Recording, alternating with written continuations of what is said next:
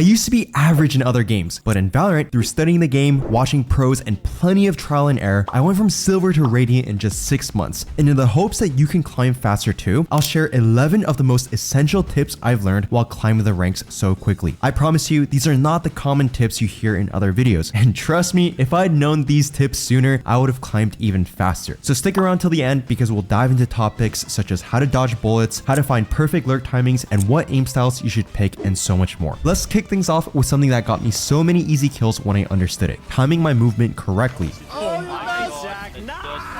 One thing that really stuck with me and changed my understanding of movement was realizing that we need to time it. A lot of players autopilot with simple AD movements between bursts without thinking much about it. Instead, the best players time their movements differently. Take a look at this clutch from Les. In every fight, his head is moving right when the other player is about to shoot. If you slow it down, it almost looks like he's dodging bullets. By timing your movement with the enemy's shots, you make it harder for them to hit you, because reacting to a target that's changing direction mid-flick is almost impossible.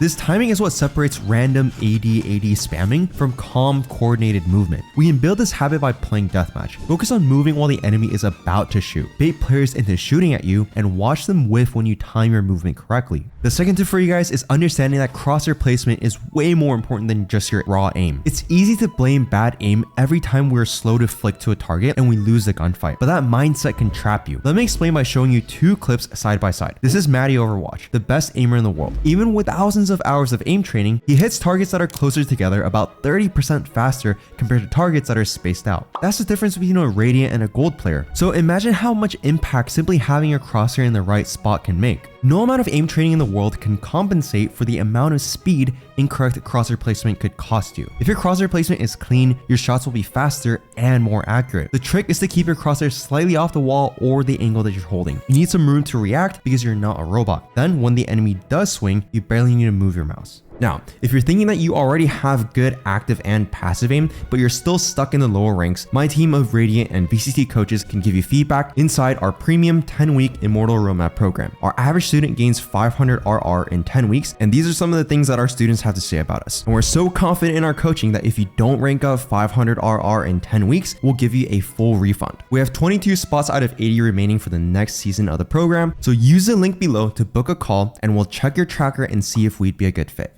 The third tip I have for you guys is that aim style is just a style. You need calm aim to win, right? Well, actually, not always. Your aim style is just a mix of your strengths and weaknesses. Players with fast reflexes and sharp flicks, like something, don't rely on calm, disciplined aim to be at the top. I spent so many hours switching styles to copy whatever is trending, when in reality, my natural aim style was actually what worked best. Instead of forcing yourself to aim a certain way, try finding pro players who already aim like you and study them. If you thrive in chaos and love going for fast flicks, look at something or Asuna. If you're calm and rely a lot on your crosshair placement, copy Ye. If you take your time and use movement to create space to aim, study Les or Alexander. There's so many different styles out there, so don't fight what comes naturally to you just because something else looks cooler. And tip number 4, everyone needs to learn how to IGL. I used to think I wasn't an IGL and could just rely on my aim to rank up. But when I started studying pro players, I realized even so-called aim demons from early Valorant like Scream and Tens were actively calling for utility and setting up plays to get opening picks. The truth is, aim helps, but coordinated fights win games. Every role needs to communicate and make calls to some degree. Duelists should call for utility to enter or take space. Sentinels need to explain how to play around their setups and call for distractions or rotations when lurking. Controllers and initiators are the most important when it comes to calling, since they rarely get value from their utility on their own. They need to time their abilities with their teammates and set up the rest of the team to take fights. So don't rely on others to make the calls. Learning to IGL, even in small ways, helps every role become more efficient. Now, tip number 5, agents change the game. Way too many players play the same way every match, even when the enemy comp should completely change how you approach the map. Let's take Icebox as an example. Sova is essential for Icebox because of all the off angles and corners you need to clear. But if I see the enemy isn't running a Sova, I'll sit in every corner and take free kills all day. The same goes for other agents. Killjoy is meta on Icebox because you can watch the mid lurk better than anyone else. So if there's no KJ on the enemy team, you should already be thinking about how to abuse that mid lurk. Understanding which agents are strong on each map and how to exploit the gaps in the the enemy's comp gives you a massive advantage. Don't just play your game, but adapt to the enemies as well. And tip number 6, angle advantage. This took me way too long to figure out, even though most high elo players understand it without even thinking about it. The simple way to explain it is this. In Valorant, your point of view is placed in the center of your body, so your shoulder always sticks out first when peeking. That means if someone is holding the angle from farther away, they'll see your shoulder pop up before you can see them. For example, if you're attacking A main on Lotus and you try to walk out and clear angles one by one, it won't really work. You end up exposing yourself to way too many angles at once, and the enemies near your tree can easily see you first. The fix is to back up as much as possible away from the angle when holding or peeking. This gives you better vision, lets you clear angles one at a time, and helps you isolate fights and react faster when enemies do swing. And for tip number 7, let's go over how to actually lurk. I never really understood how to lurk until I learned what actually creates lurk timings and how to abuse them. Most players think lurking means sitting still and going late, but that usually makes you useless to your team. Real lurking is about understanding reactions. Teams usually respond to pressure in 2 ways. They either rotate or they push. If they push, your job is very easy. Just punish them. But if they rotate, your goal is to catch that timing before they can fill the gap. For example, if your team pressures A, position yourself mid on icebox. The moment you hear footsteps or expect a rotation, slip through mid before the B player fills in. And if the enemy has sentinel utility, you need to double layer your lurk. Get your team to make noise A, break the mid turret, then lurk B. This pulls rotations, forces utility, and opens gaps for you to punish. But what if enemies don't push or rotate? Then just stop lurking. How can a team possibly hold sight without rotating or flanking? Just go sight with your team and enjoy the free wins. And tip number 8, pushing out on defense isn't bad. You've probably heard teammates yell, "Stop pushing, we're on defense." But here's the truth, not every map lets you sit back and play like a turret. On maps like Ascent, when you've got 2 sentinels, holding sight works. But maps like Haven have 3 bomb sites, which means that you can't just sit back. If you push A main and take control, you can take a deep info line with just 1 player, allowing the other 4 players to set up between C and B. If the enemies come back to A, you get early info, which buys time for your teammates to rotate. If your team comp leans more aggressive, like having double duelists, it makes sense to take first contact and look for a pick. You don't have enough stall utility to simply sit on site, so use the strength of your comp to find early engagements on your own terms. Some maps like Icebox have impossible to hold sites, meaning we need to layer our defense. If you just sit back on site, you'll get dumped on with utility and have no way to fight back. But if you play up in A main and break dart or drone early, you force attackers to waste their utility just to enter the site. That means they'll have less utility left for the actual hit. And sometimes nothing is going your way. The other team is playing flawlessly and nothing you're doing on defense works. So why not just run it down and force aim duels? You can bend momentum into your favor and start stringing rounds together. And tip number 9, your role doesn't define you. I've heard players say play support or play healer in Valorant, but honestly I have no idea what they mean. Sure, Sage can heal, but look at Grim. He plays Sage like a duelist, taking off angles and dropping multi-kills in Radiant lobbies. He's still a shooter. Your utility should help your gunplay, not hold it back. You should be able to frag on any role. Focus on mechanics and aim first. Don't box yourself in just because of the agent that you picked. Even in pro play, one agent can be used in completely different ways. For instance, Tens plays Omen by taking space, teleporting aggressively, and creating chaos. Boaster plays the same agent but more passively by lurking and setting up his teammates. And when we look at initiators, too many Sova players get stuck in lineup simulator mode. They drone from across the map, shoot double shots every round, and end up far behind their team. That means they miss all the fights.